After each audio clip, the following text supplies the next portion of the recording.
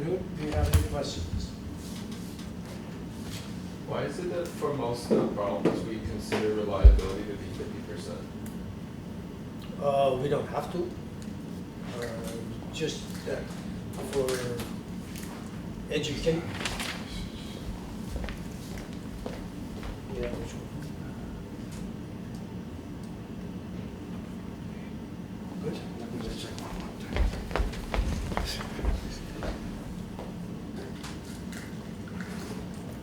That okay?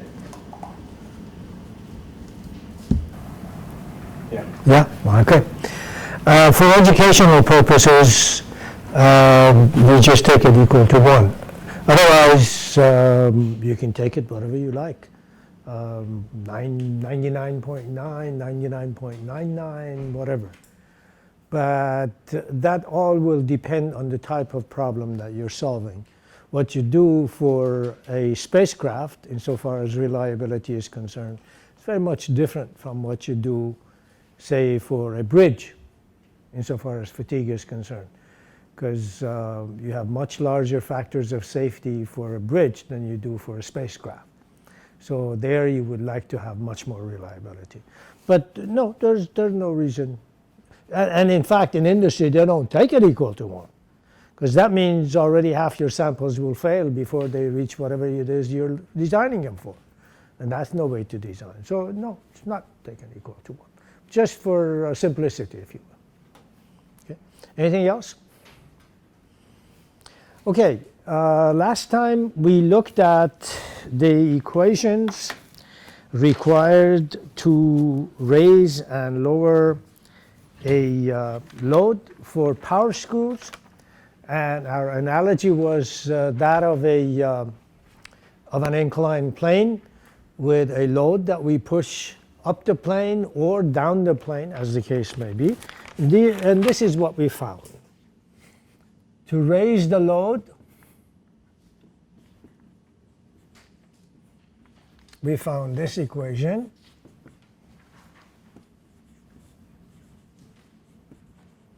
Your book uses,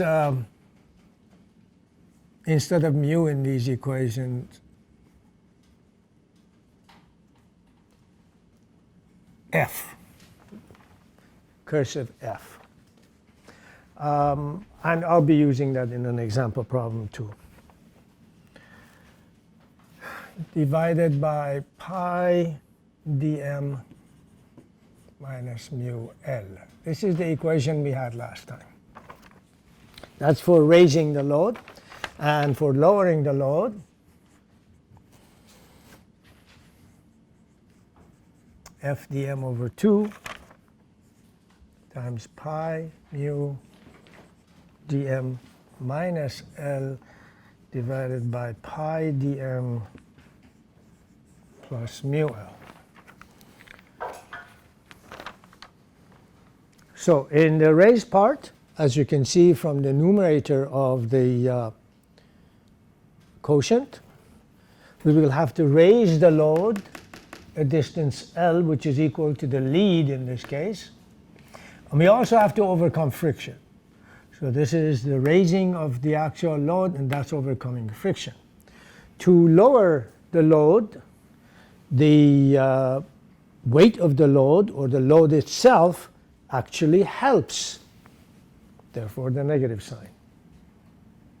But you still have to overcome friction if any friction remains, because there may not be anything else remaining. For example, think of it this way. You have an inclined plane with some angle, but very same inclined plane that we have there. We'll call this angle lambda. That's the lead, and this is pi dm. Recall that what I have on the board is the analogy of one thread, 360 degrees, opened up. Therefore, this is the circumference, or the length of that thread. When you rotate the screw one round or one turn, the load goes up a distance equal to the lead, in this case L. Now, Just envision a weight or a body sitting on that inclined plane. If there is no friction, it's not going to stay there. It's going to come down. So when you go here, friction has to be overcome either by the load itself, or if there's enough friction to keep it there, then you need a load applied from the right to the left, as you see on the screen, on the picture on the right-hand side. Then you need that load in order to bring the body down.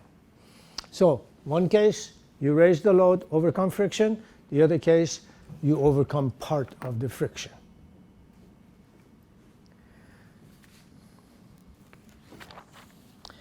Now, what if, just like I said, the load lowers itself? In other words, going back to the analogy, the coefficient of friction in here is not large enough to keep it there, and it comes down by itself. Now, you may have had experiences with this. If you have a nut screwed onto a bolt with nothing in between, nothing to grip or anything like that, just the nut screwed to a bolt. And if the nut is, or the bolt and the nut are very much lubricated, in other words, very small coefficient of friction, it is possible that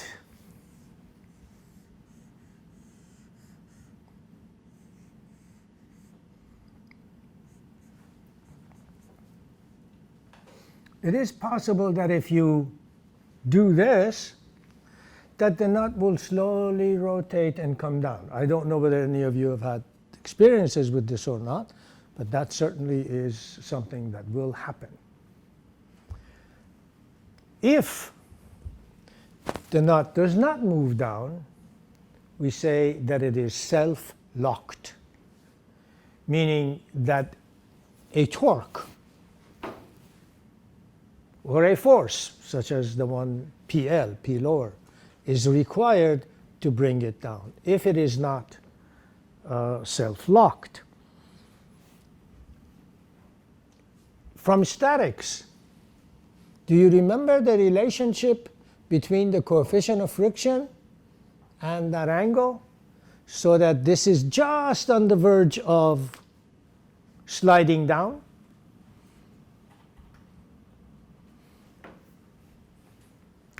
In other words, if I have an inclined plane like this, and I start with some very small angle lambda where obviously this doesn't move, and just slowly keep increasing this angle, when will it start to come down? With what relationship? No memory from that, huh? You can do your equilibrium here, just like we have it there. And of course, you wouldn't have a load P there. Just let it come down by itself. And find the relationship between coefficient of friction and that angle, and it will look like this. That mu should be greater than or equal to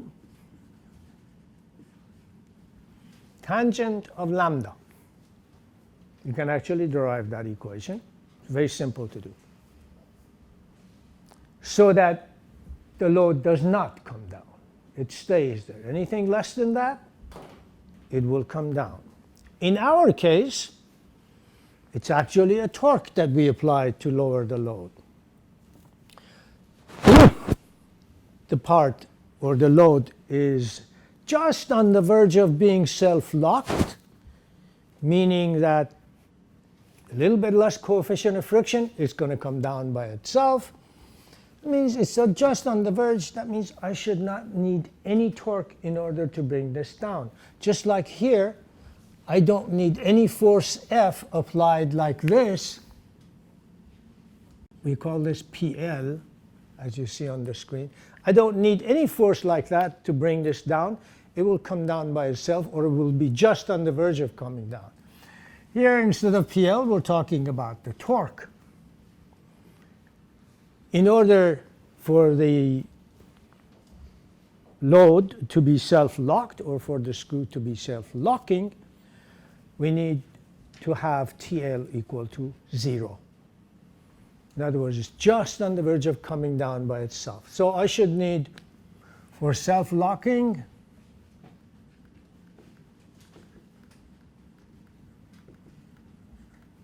then I should need TL greater than or equal to, well, the equal to it's on the verge. We'll leave it like that. Greater than or equal to 0.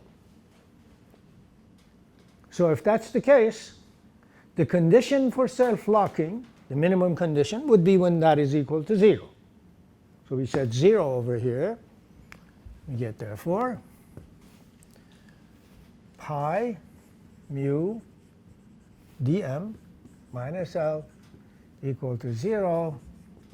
So mu must be equal to L over pi dm. But notice that L over pi dm is the tangent of lambda. So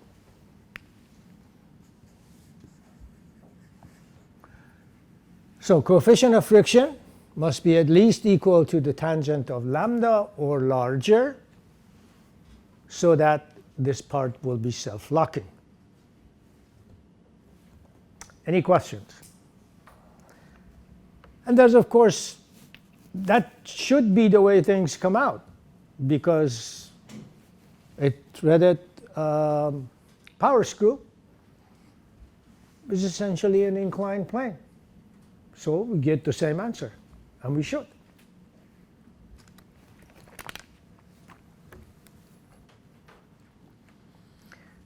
Also, when we are raising the load, applying a torque and raising the load, part of our work goes into raising the load, part of it goes into overcoming friction.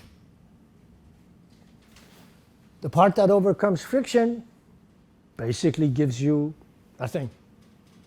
In other words, you would like to be able to raise the load without any friction if at all possible, but of course that's not possible. What you get out of doing this is just raising the load. The part that goes into overcoming friction just turns to heat and is dissipated. Mechanically, it's not doing anything for you.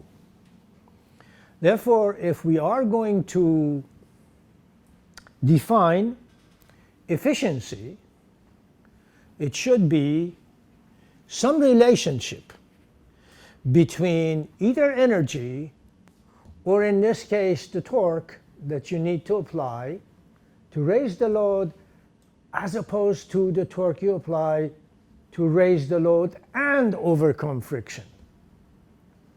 So we say what's useful for us is that part of the torque that actually raises the load, not the part that does friction. So how do I find that part? How much of this torque goes into raising the load? That's my question. I would like to find that. How can I find that?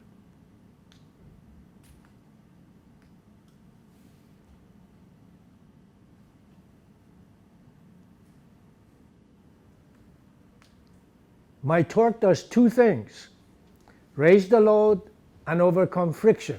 I would like to find that part that raises the load. This is the whole thing. What do I do to this equation in order to find that part?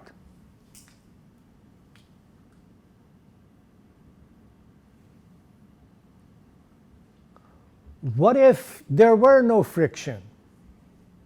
What would happen to the torque? Would not all of it go into raising the load? So that would be what I'm getting out. In other words, what I get for putting in this torque is raising that load through this lead L. Therefore, to find what we call the output torque, and we define efficiency E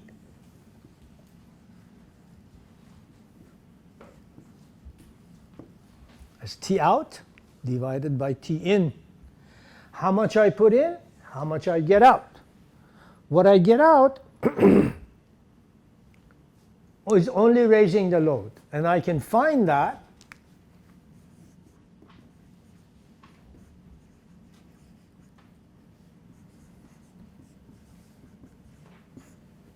by simply setting the coefficient of friction equal to 0.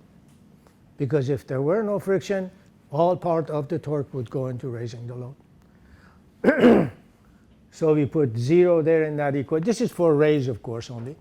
Put 0 in that equation for mu, and we find that Tr is equal to Fl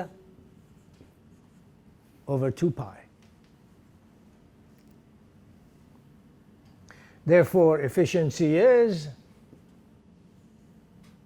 Fl over 2 pi Tr. Tin is the same as Tr. What you put in order to overcome friction and raise the load. So we call that the efficiency of the screw. Any questions?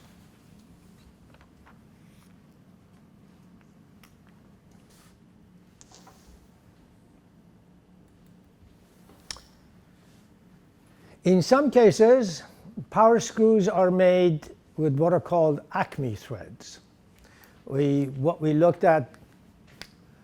looked at so far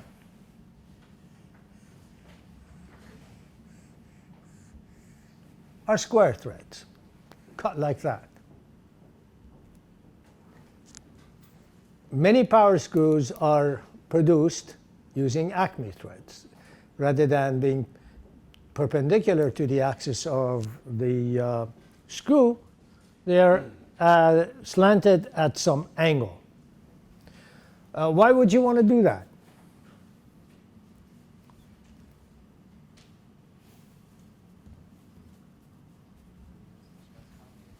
Reducing stress concentration, that's right.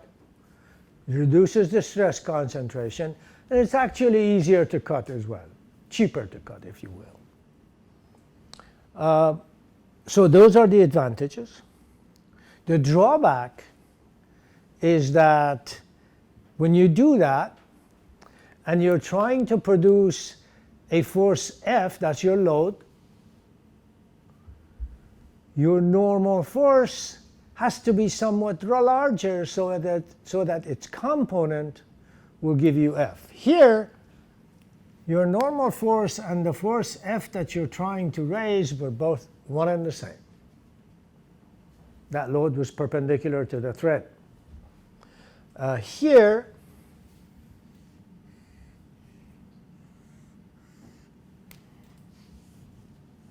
the normal force must be such that its vertical component is equal to F. And this force comes out to be F over the cosine of alpha, where alpha is half of the angle of the Acme thread. That angle is about 29 degrees, and half of that is 14.5 usually. So the normal force is larger, F over cosine of alpha. That means the friction force will also be larger, because the friction force is the coefficient of friction times the normal force. So yes, we get something, reduction stress concentration, probably economically easier to cut, but on the other hand, we increase the friction that is generated.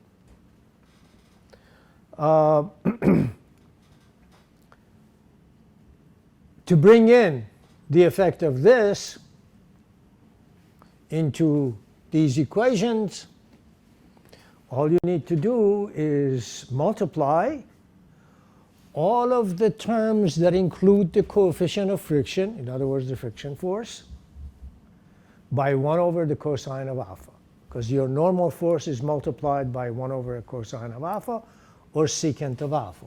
So for Acme threads, therefore, we write this like this. This is for lower and for, this is for raised, for lower would be similar.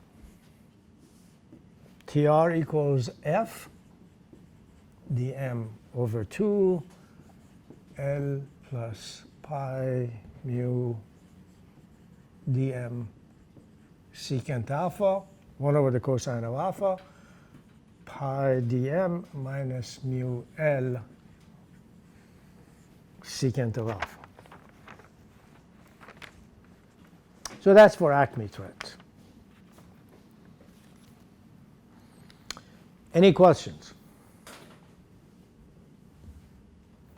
In addition to this, many power screws have what we call collars to transfer the force from the load that you're raising or lowering to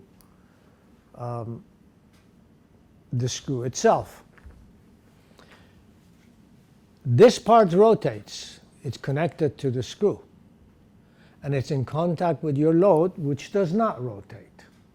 So it just rotates under the load. Therefore, there will be friction here, called collar friction. So that needs to be taken into account, as well as thread friction, which we have already taken into account. We will assume that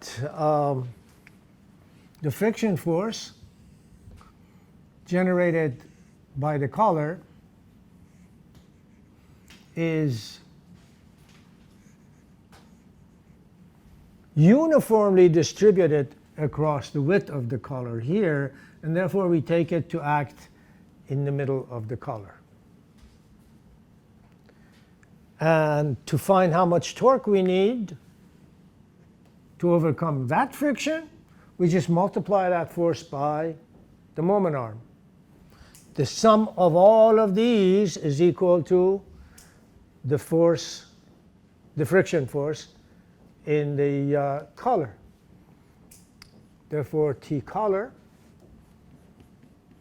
is equal to the friction force times mean diameter divided by 2. This is the mean diameter of the, actually I should not call it dm because we call the mean diameter over there. I'll call it dc.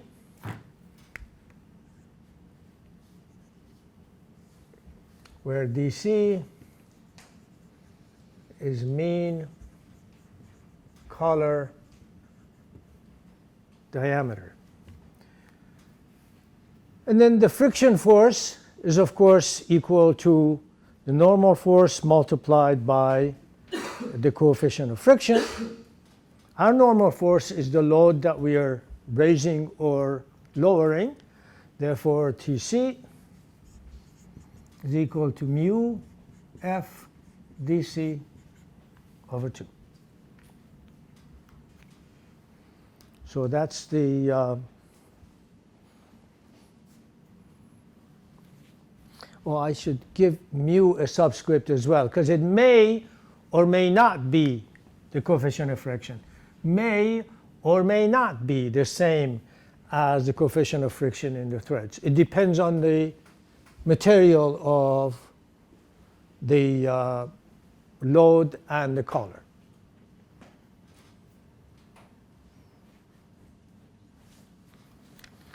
And that equation is good if the friction force and, of course, the normal force, by definition, are distributed uniformly across this part of the collar. In other words, if we look at it,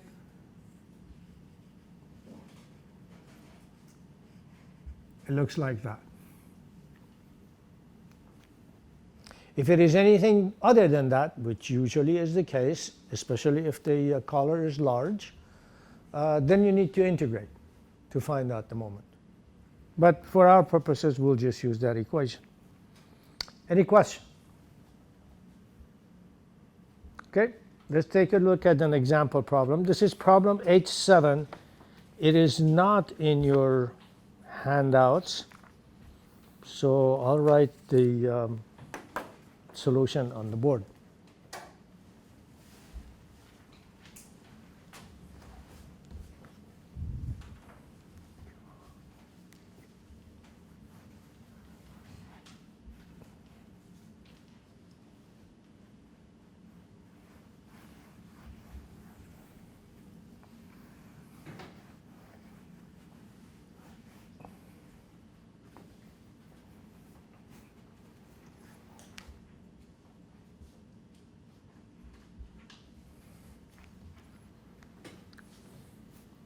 Let's draw the picture here.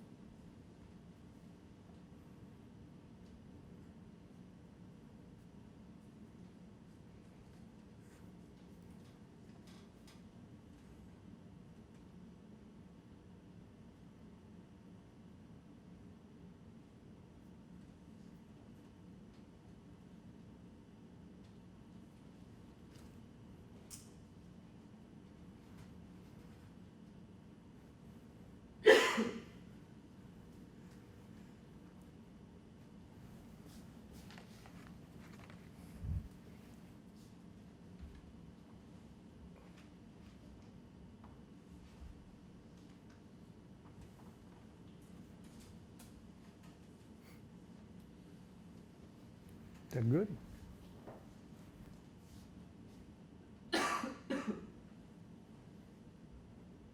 Cut it off there. Basically a C-clamp, like that.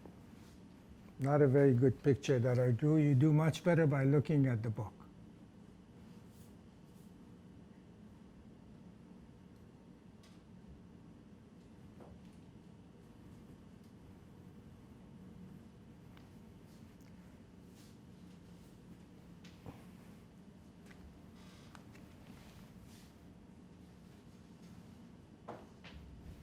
So let's read the problem. It says, for the screw clamp shown, a force is applied at the end of the handle 3.5 inches from the screw center line. So the force is applied here.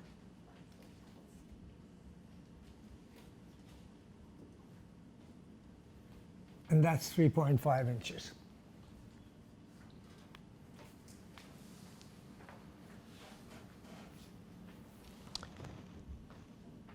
The 3/8 inch diameter handle is made of cold drawn AISI 1006 steel. The screw is 3/4 inch 10 USC and is 8 inches long. Overall, the maximum possible length of the screw in the clamp region is 6 inches. So no more than 6 inches of the screw will be in the clamp region, maximum. What screw torque will cause the handle to bend permanently? What clamping force will the answer to part A cause if the collar friction is neglected, and if the thread friction is 0.15? And then what clamping force will cause the screw to buckle, and are there any other stresses or considerations? So here, first, let's take a look at the first part of the problem. They say the force is applied here at the end of the handle, and we would like to find out what force causes the handle to yield. So redrawing this here, this is what we have.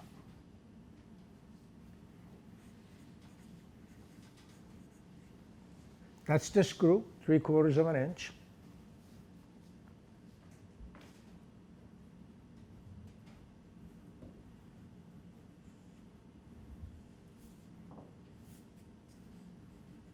That's the handle. The force is applied here. That distance is given as 3.5 inches. As we apply that force, this handle acts as a cantilever beam with a force at the end. The maximum moment will occur here.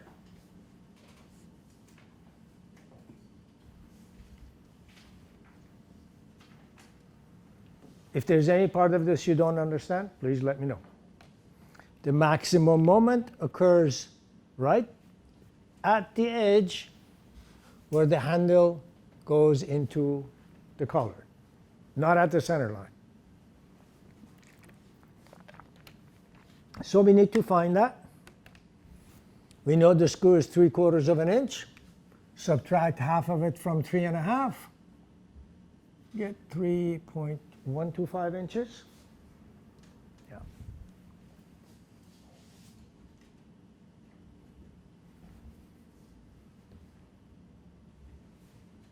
If you look up the properties of the steel given, you will find that for this steel, Sy equals 41 KSI.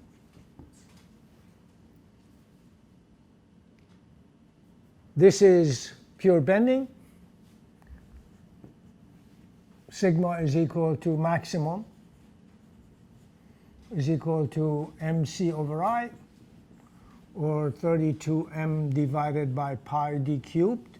Remember that this only applies if this is a solid circular cross-section member, which this is.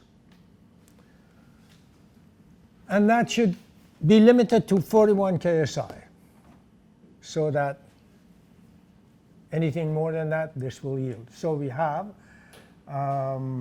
sigma max equal to 41 equal to 32 times F times 3.125, that's M, divided by pi. The diameter of the handle is 3/8 of an inch. Oh, cubed.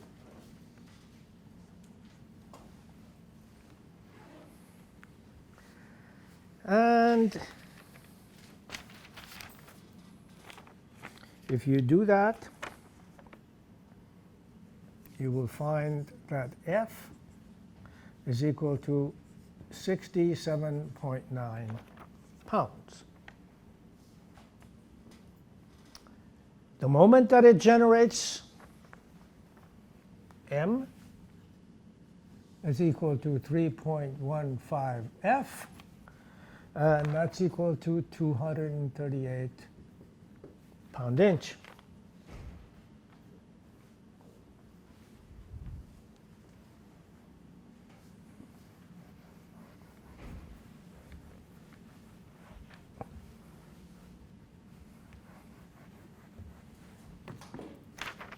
So that's the first part of the problem.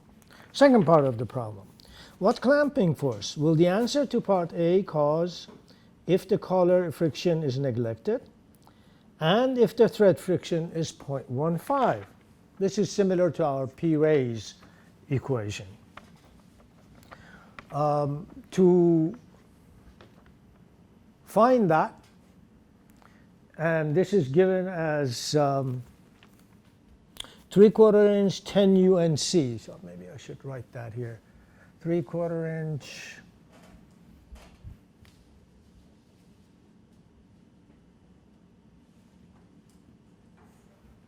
UNC.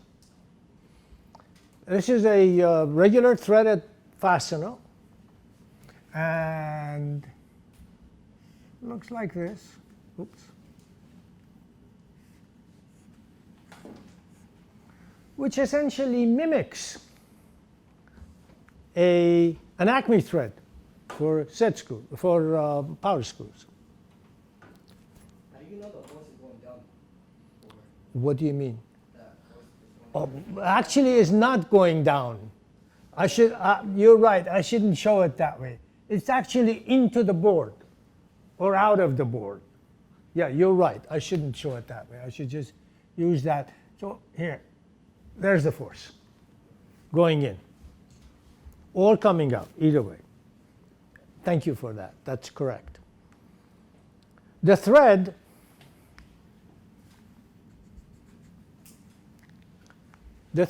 mimics a cantilever beam, an Acme thread, and therefore we use Acme thread equations. So we're talking about this part now, the threaded part. Yeah, for that we need the angle alpha. Alpha for these turn out to be 30 degrees. This is not Acme thread. For this one, alpha turns out to be 30 degrees.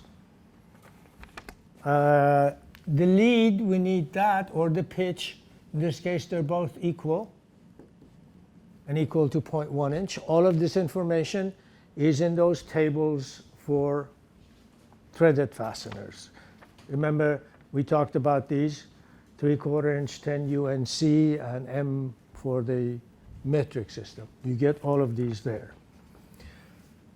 Friction coefficient, which your book calls F, same as our mu. And alpha 30 degrees, secant of alpha is equal to 1.555.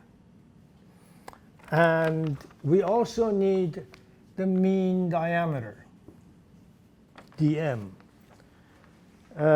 If you look on page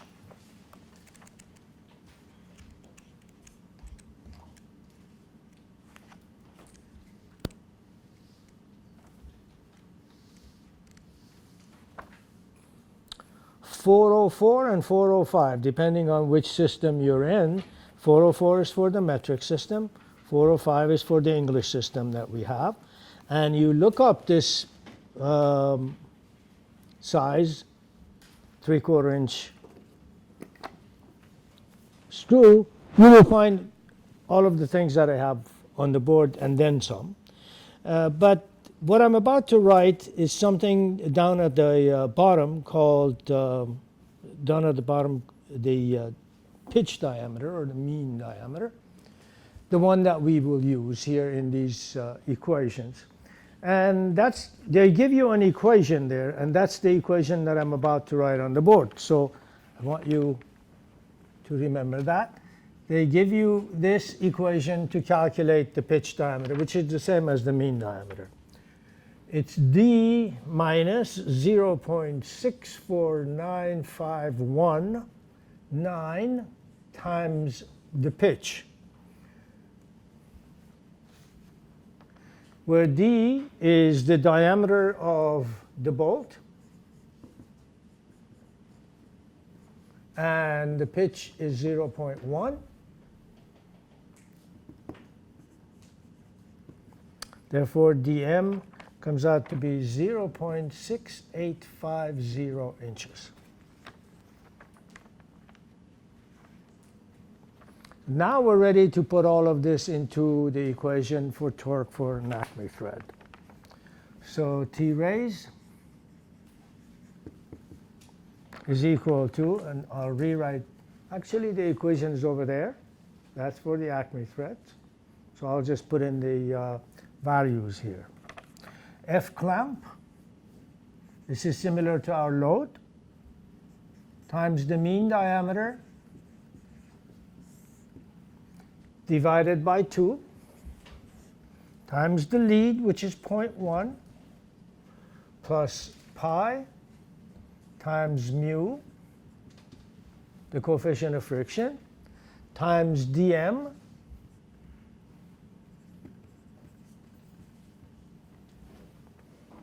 and times the secant of alpha,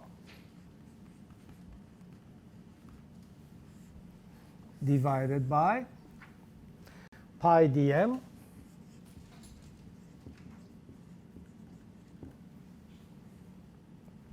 minus mu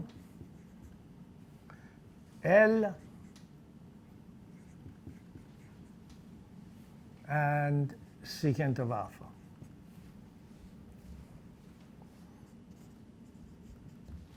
So this will be equal to 0.07586 times the clamping force. The clamping force is the same as our load. So it says, what force? The force that produces or initiates yielding in the handle.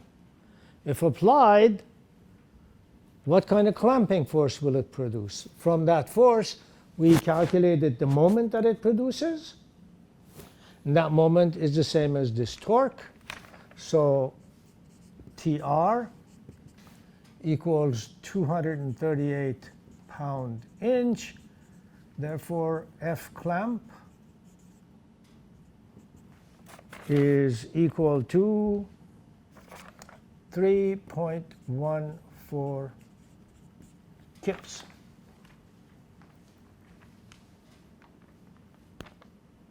That's the second part of the problem. Any questions?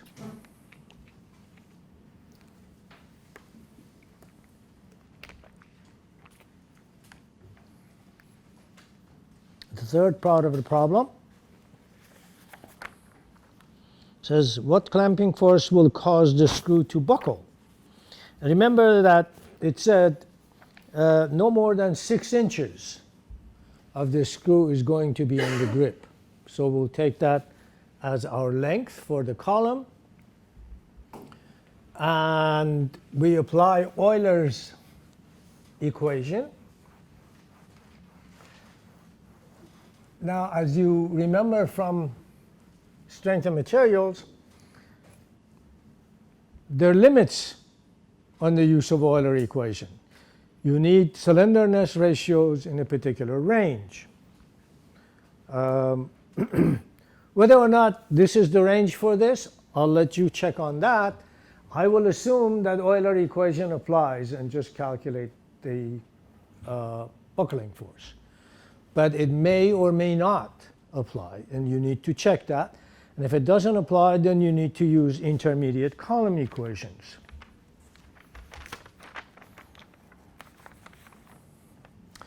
Oh, what end condition would I use for that column? This is my column. It's like that. Actually, it's this part of it only, not there. This part. And it's this swivel that comes down in here and meets whatever load is you're trying to clamp. And this length is no more than 6 inches. So what end conditions would you suggest that we use here?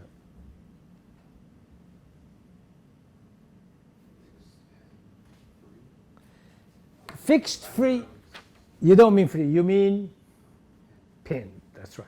Fixed free would be this. That's fixed free, if you have a load here. Pinned here, fixed here. And you remember the effective length coefficient? 0.7, right? Therefore, the buckling load is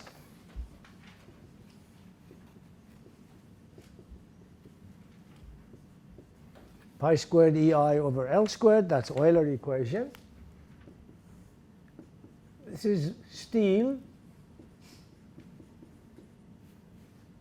And I is pi over 64 times d to the 4th divided by L squared. Oops, not 0.6, but 6.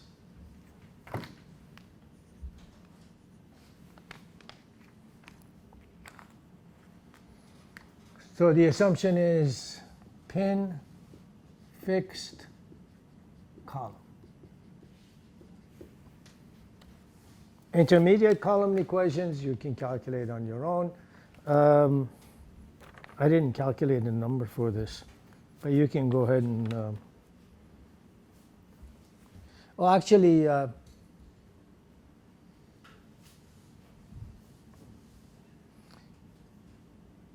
you should use the mean diameter. I use the total diameter. Let's use the mean diameter here for this one. 0.6850.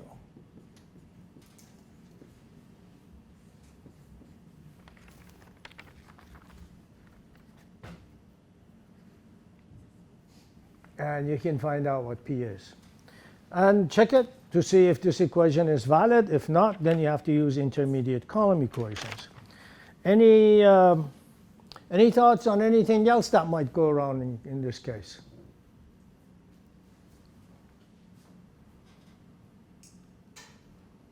What about this swivel crushing? That's always a possibility, just that. And also, if I apply a force here and a force there, which is what you do when you put this, when you clamp things with it, then there are bending stresses there. And you have to make sure that those stay below the elastic limit of the material. Otherwise, all bets are off. Okay? Any questions? All right, let's take a break.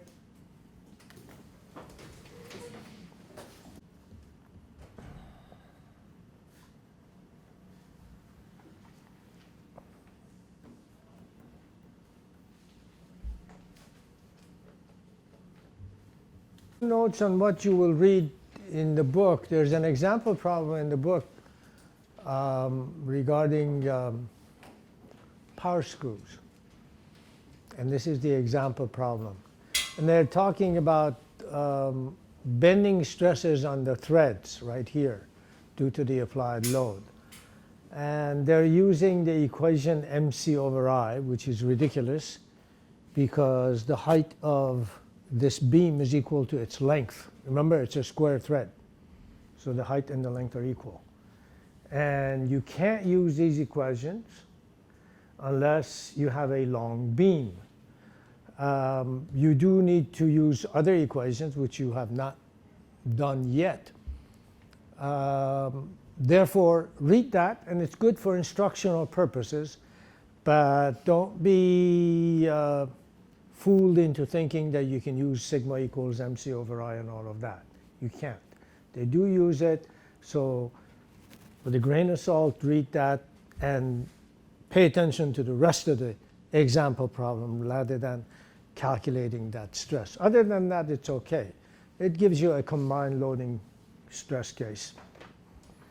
Also, there is this table in your book which will give you coefficients of friction between different materials, and there you can find a lot more information on the web as well. By the way, one of the best places to get this type of information or any type of material related information is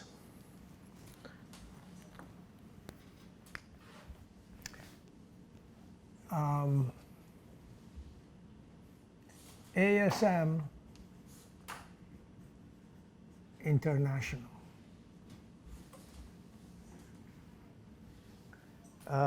American Society of Materials International.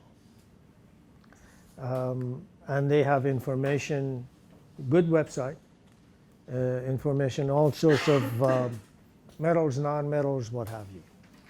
This is different from ASTM, by the way, although the acronyms are similar. This is not ASTM. ASTM is for testing. These are for simply giving you information regarding material properties. And this is probably from someplace like that. So we will now start on threaded fasteners.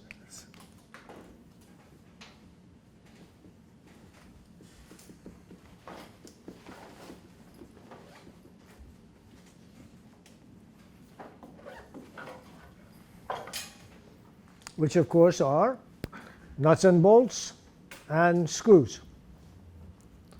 The difference is, as the name implies, in order to use a bolt, you need a nut to keep things together. In order to use a screw, you don't need a nut. It goes in through one member and screws into the other member. No nut required. And we'll take a look at how to analyze both of these. They generally look like this. There is a threaded part and an unthreaded part. And depending on the bolt that you use, this is a nut and a bolt, depending on the bolt that you use, the threaded part and the unthreaded part will have different lengths. When they're manufactured using standard procedures, or you can actually order screws and or bolts and nuts where, for example, the whole body of the bolt is threaded, all of it.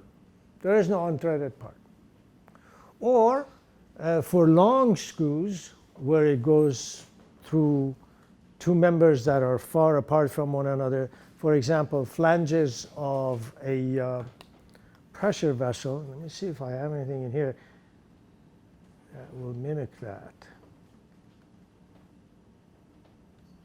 No.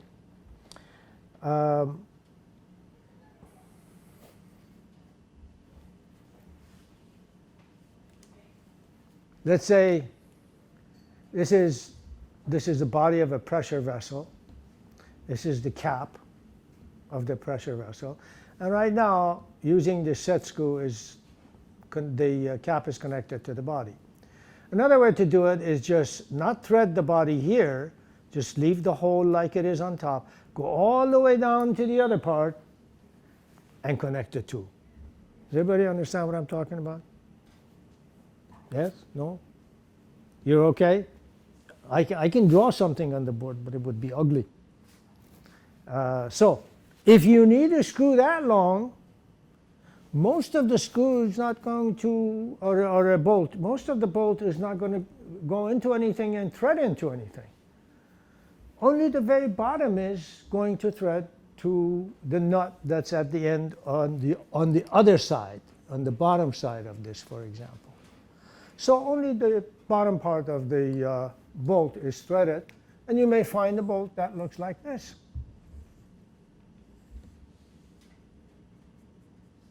That's it.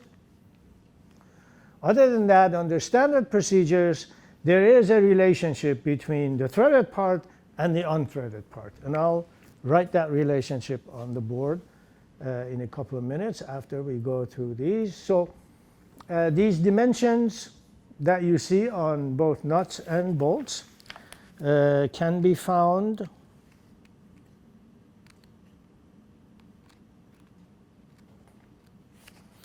there in Appendix A.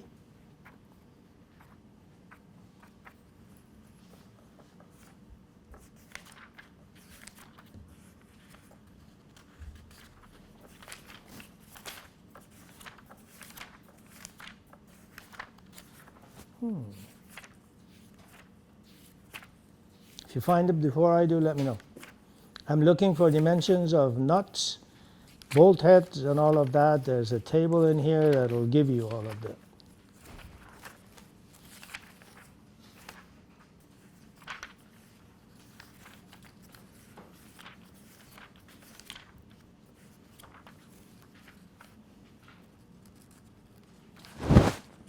That table you should be able to use. Well, something tells me it should be right around here somewhere. 25.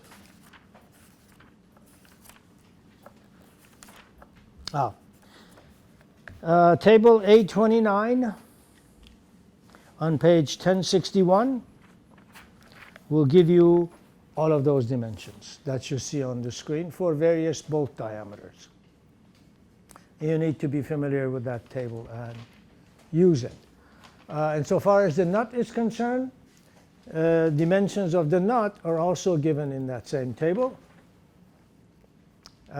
Dimensions of the nut are important because they will allow you to come up with what we call the grip length, and also to find what bolt you need. When we have a threaded fastener, we would like the something like that. We would like the bolt to protrude from the nut maybe about 2 to 3 threads to make sure that there's a good grip. So this length of or we call nut height is important, is knowing what length screw you need, because it's going to come out the other side. So these are the standard dimensions and relationships.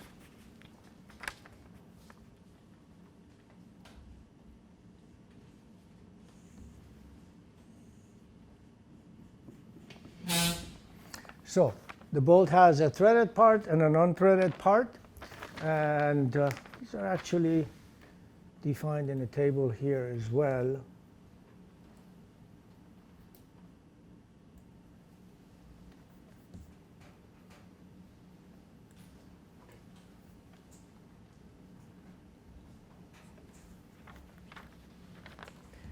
And I'll use the nomenclature that they are using here for the various lengths.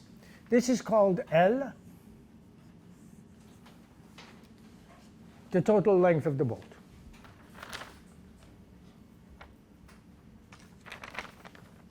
This part, I will use their nomenclature as well there.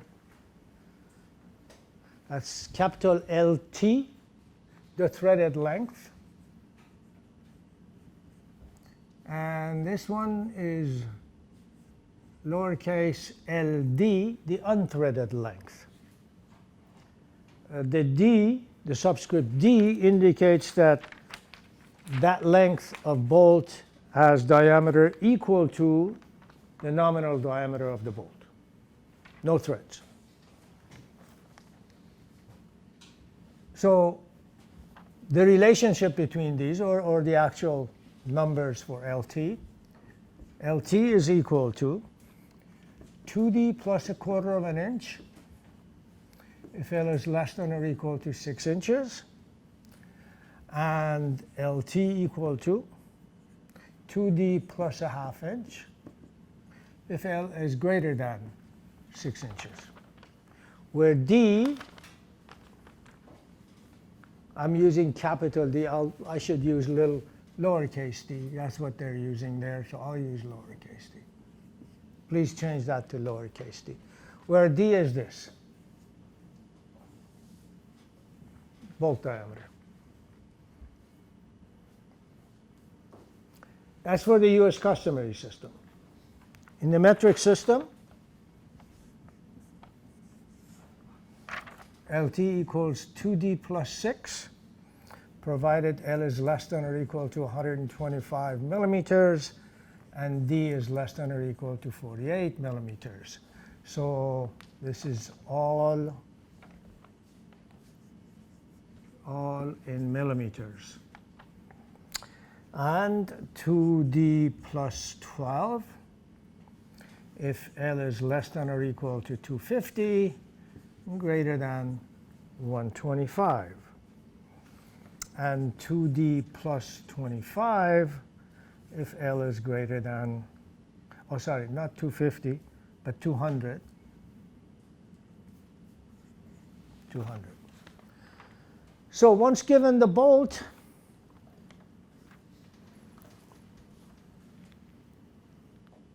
you can find all of these for the bolt. So what remains here is to figure out what actual bolt length you need.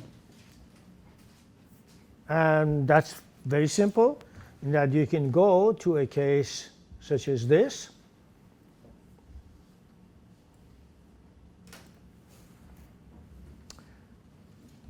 And say my bolt length, this capital L, should be at least equal to that washer thickness plus the thickness of that member plus the thickness of that member plus the thickness of that washer plus the nut height plus a couple of threads.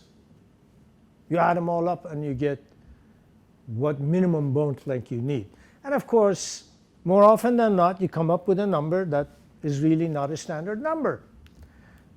So you go to a table, I believe it's A17 if they haven't changed it.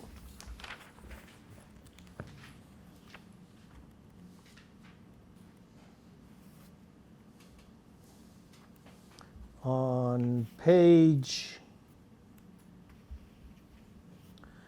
1043, table A17, it says preferred sizes and Renault series numbers. Table A17. So when you come up with the bolt length you need as 2.126 inches or something like that, and you say, well, I'm going to go to the next standard dimension or preferred dimension. So you go to this table and pick out the larger size. That's just the next size, one size larger than what you get, or less than one size basically. So that's how you find the threaded part. But most often we are interested in actual length of the bolt that's in the grip, this length. And of course it's composed of two parts, a threaded part and an unthreaded part. Because the part that sticks out here actually does nothing. It just makes sure that everything has gone through the nut. That's about it. No load is carried, doesn't produce any compression in the members or anything like that. But before we go there, we'll go there and take a look how you find that. Before we go there, let's take a look at some of the concepts that are associated with this. You prepare this joint by getting a torque wrench and tightening that nut or bolt. You hold one and rotate the other until you get the clamping force that you require. So a relationship between that clamping force and the torque is needed, and we'll look at that as well in a little bit. But what should you do? Should you hold the bolt head stationary and apply a torque to the nut and rotate the nut? Or should you hold the nut stationary and apply a torque to the bolt head? Or does it make any difference?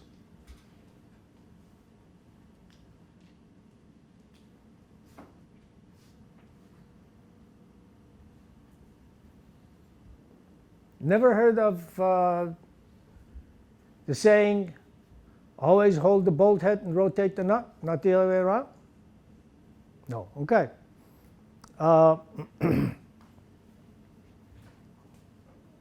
You should hold the bolt. Sometimes it's not possible, of course, then you can't. But if it is possible, you should hold the bolt head and rotate the nut.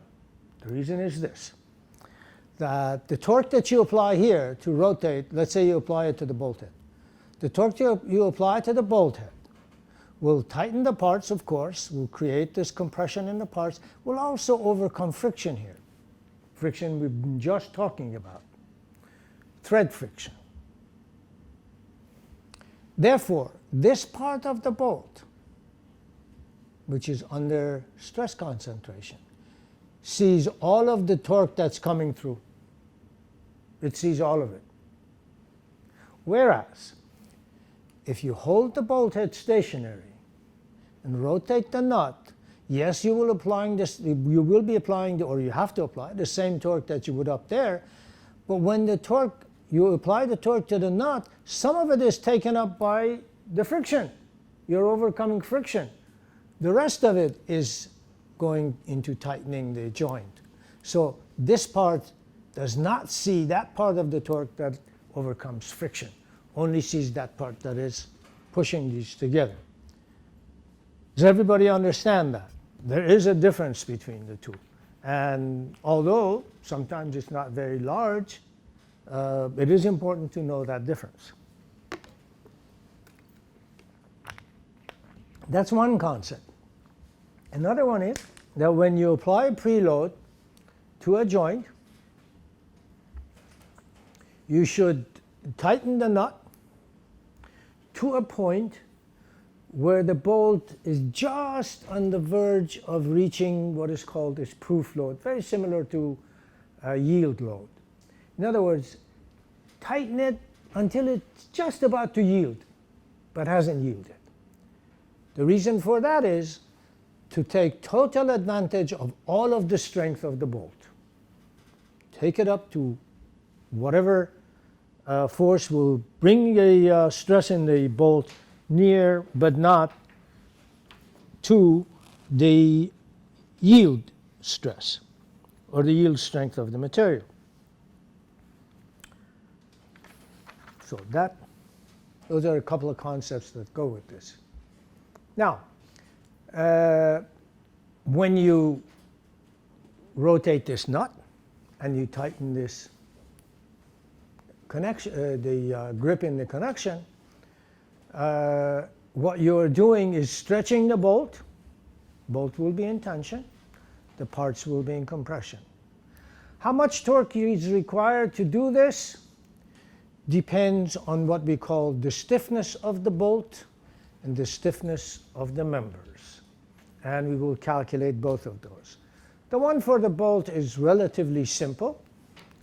And we take advantage of this, of two things. One is that any axially loaded member can be assumed to be a spring if it acts elastically. You pull it, it deforms, you let go, it goes back, just like a spring, except that deformation may be very small as compared to a spring. Other than that, it's the same thing. And the relationship, of course, is linear. So if due to the action of this force P, this elongates this much, delta, we know that delta is equal to PL over AE. And the equation for a spring is P equals K delta. Comparing these two, you can see that K equals P over delta is equal to P divided by PL over AE, AE over L. L is the length, of course. Therefore, any axially loaded member is a spring with that spring constant. Here in the bolted connection, we have one member that's not threaded, then we have another member that's threaded. Both of them act like that, but they have different K's. They have different spring constants. So we have to calculate spring constant for the two of them and then say that these two are in series. To refresh your memory, if you have two springs in series, K1 and K2, here's the force F, for example. To find the combined spring constant, we say the combined spring constant is equal to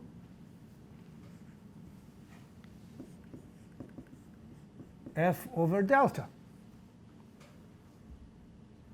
Got two springs in series, you pull, and it deforms some amount, and that amount is equal to F divided by the spring constant, or K equals F over delta. But delta is equal to delta 1 plus delta 2. The extension of one plus the extension of the other.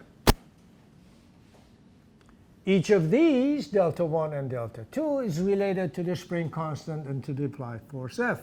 Remember, the force F is the same in both of those. So delta 1 is equal to F over K1. And delta 2 is equal to F over K2. Therefore, delta is equal to F over K1 plus F over K2. And going back to this top equation, K therefore comes out to be equal to F divided by F over K1 plus F over K2. And of course, as you can see, the F's will cancel out. This becomes K1, K2 divided by K1 plus K2. Or written in a different way, 1 over K equals 1 over K1 plus 1 over K2. That's the relationship between the spring constant of two springs in series with the spring constants of each individual spring. In our case, as I mentioned, our two springs are the unthreaded length of the bolt and the threaded length of the bolt. So to calculate those, you say, well, if we have a nut here,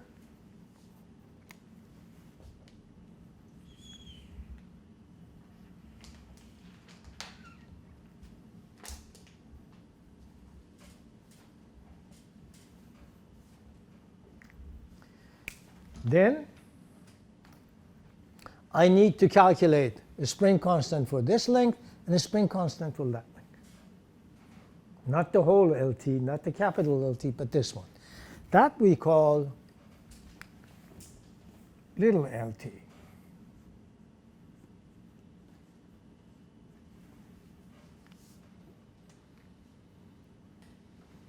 And we calculate it like this.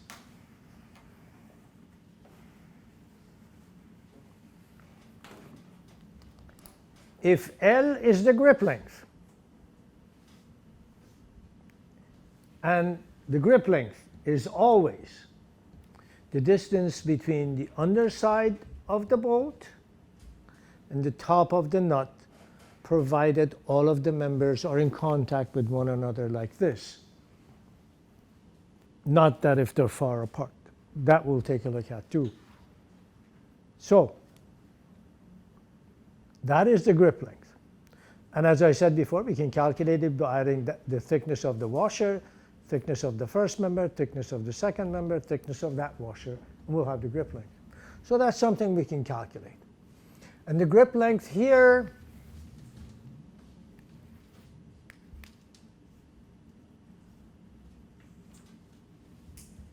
is that distance, L. Therefore, this little LT that I'm looking for is equal to the grip length minus LD. So L equals, L sub T, sorry, equals L minus LD.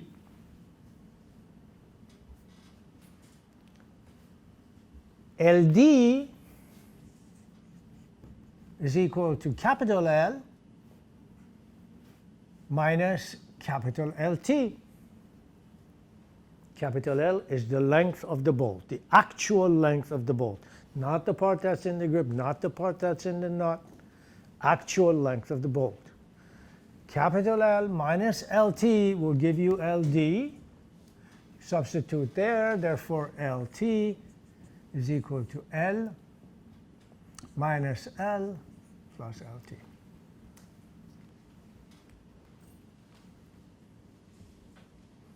Or however else you want to calculate that. LT you get from the considerations that I just had here for both the metric system and the US customary system. 2D plus a half, 2D plus a quarter, whatnot. That's how you get LT. So if nothing is said about the threading of the part, because sometimes they say, for example, assume all of the body to be unthreaded, then there's no need to do any of this. The part of the bolt that's in the grip is unthreaded. You only have one piece. You don't have two pieces. All of it looks like that, all the way down. So you just have one spring and you use this, and you find the spring constant. That's all. In this case, we have two, so we will do this. We'll use this. We will calculate two spring constants. KT, AT, E over LT for the threaded part.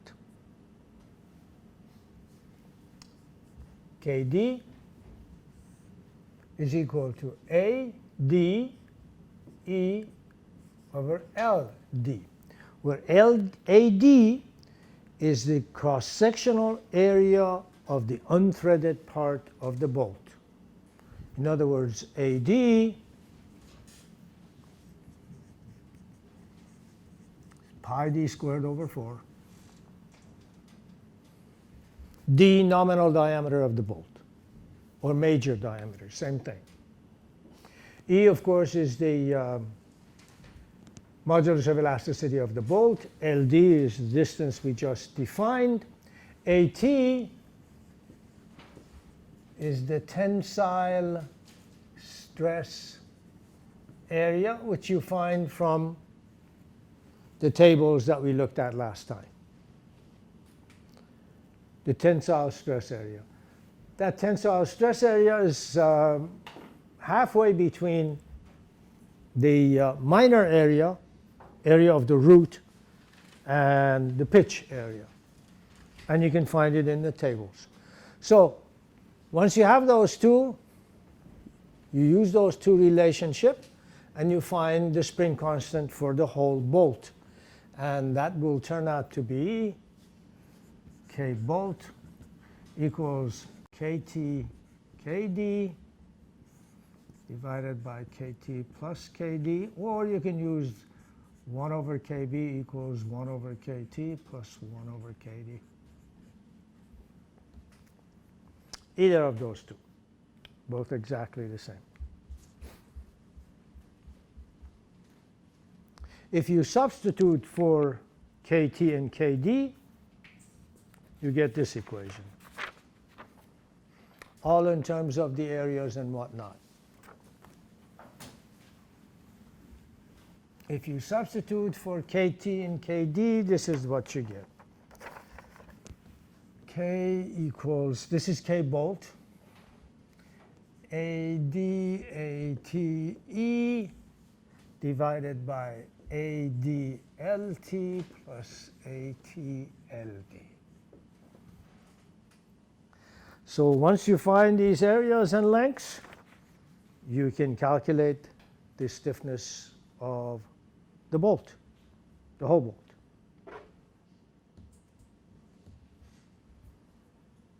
Any questions?